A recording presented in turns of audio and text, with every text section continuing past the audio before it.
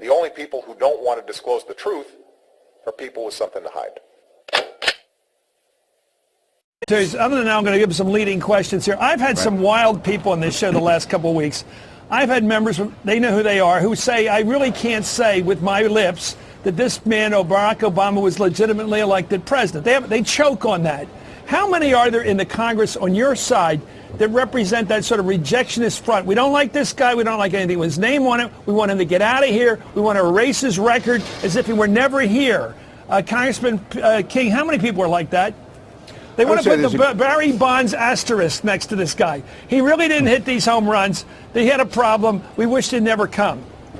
I would say there's probably 30 or 40 like that, as there were a number of Democrats who felt that way about George Bush. And going back to when you and I first met, Republicans who felt that way about Bill Clinton. This is a dangerous aspect of our government. What is?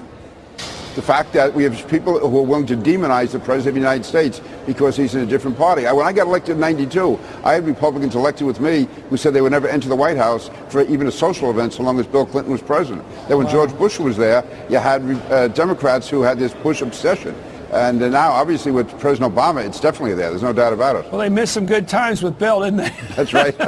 Let me start off by telling you, after 21 months now, 2,200 hours alone on the birth certificate itself, Sheriff Arpaio made an announcement in Maricopa County in March 2012 that we had probable cause to believe the birth certificate presented via the web and at a press conference purported to be, by Barack Obama, to be his official birth record, proof positive of his birth in Hawaii, to be a 100% forgery. We continued after that. We have worked tirelessly on this document, if you want to call it that. It is not a document. It is a PDF file. It is a computer-generated image. It is not a birth certificate. You can't use it to get into Little League. You can't use it to get a Social Security card. You can't take it into a courtroom and use it as proof of your identification. It is absolutely nothing. And the President of the United States stood before the American people and offered them nothing. That picture over there, and you'll hear this, and I'm sure you people that follow this, hear about these birth announcements that were in the newspaper, and they throw that up as some kind of evidence of where he was born. I'm going to tell you now, those birth certificates, those birth announcements are nothing. They prove nothing. All they prove is somebody reported a birth. It doesn't tell you where that individual was born. It doesn't tell you who the father was.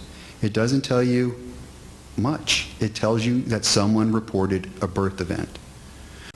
This is the only president, to my knowledge, sitting in the White House that has 4 aliases.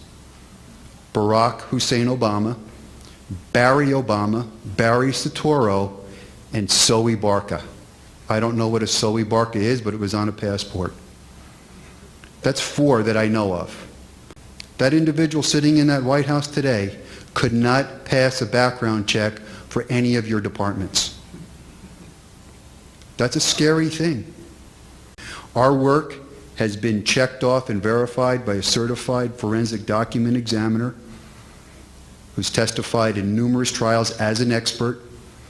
And at the end of his report, a 40-page report, he says in 20 years of seeing all kinds of documents, he has never seen anything so seriously flawed that, in his opinion, this birth certificate is a complete fabrication. Now you have to ask yourself, that's a felony. If any of you went and tried to make a birth certificate, that's a felony. If any of you took that birth certificate and tried to pass it off for gain, that's a felony. If you took that birth certificate, you created it, and you put it on the White House website, that's a felony. I don't know, how many more felonies do we need? You can't do a background check on the most powerful man in the country. We have a bad problem. There is no agency that vets the President of the United States. It is left up to the opposing party. It's left up to the Constitution, and it's left up to the media. That's it. That came directly from Washington. Nobody vets a presidential candidate. We need your help. Sheriff Arpaio really put it out there, and he wants to advance this now. He can't let it go. The only people who don't want to disclose the truth are people with something to hide.